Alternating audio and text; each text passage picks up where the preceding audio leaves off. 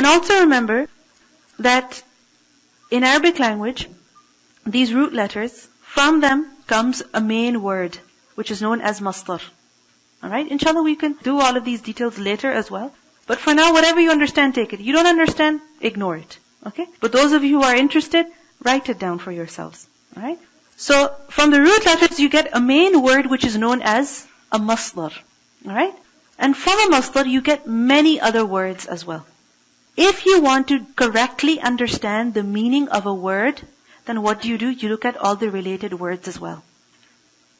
You understand? You look at all the related words as well. When you look at all the related words, then what happens is that A, you have the correct understanding of the word, and B, you have a deeper understanding of the word. Like for example, the word Rabb, how is it translated? Lord, sustainer. Alright? Now, if you look at the word Rabb, it comes from the root letters Ra, Ba, Ba. Okay? It comes from the root letters Ra, Ba, Ba. You look at other words that come from the same root. What are they? For example, Rabbatul Bayt. Rabbatul Bayt means the Rabbah of the house, and it's used for a woman. Like for example, a housewife. Why is this word used for her? Because what is her responsibility? To manage the affairs of the house. Isn't it so? Not just the house, but the people of the house as well. Those of you who look after your houses, women, what's your responsibility? That you're supposed to be looking after your children, making sure they're eating well, making sure that their laundry is done, making sure they're doing their homework, they're going to school. You have to make sure there's grocery at home. Whenever you run out of milk, you tell your husband, please go get milk, right? If he happens to open the fridge and find no milk, he's going to ask you, why didn't you tell me? Isn't it? So, Rabbatul Bayt is who? The woman of the house, the one who is responsible for taking care of managing the affairs of the house. Now, if you understand Rabbatul Bayt, and now you look at the word Rabb, does it give you a better understanding of who Rabb is? Does it?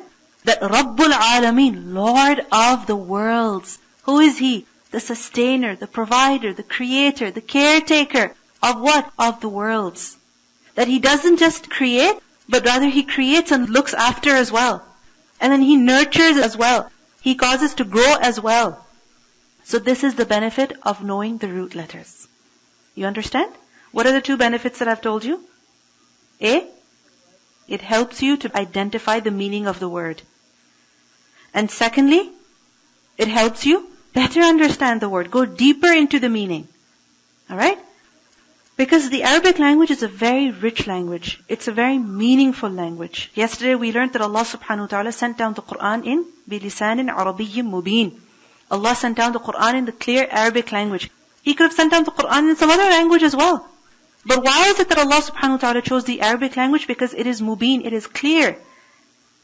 It's very in-depth, it has a lot of depth in it. Something that is said in Arabic cannot even be compared to something that is said in some other language. Alright? And especially the Quran, it's very eloquent. The selection of words, the words that Allah subhanahu wa ta'ala has chosen, amazing.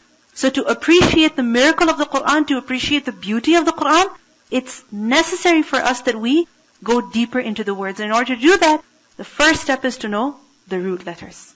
Okay? So don't think, oh, these letters are just something. No. Give importance to these letters as well. Okay?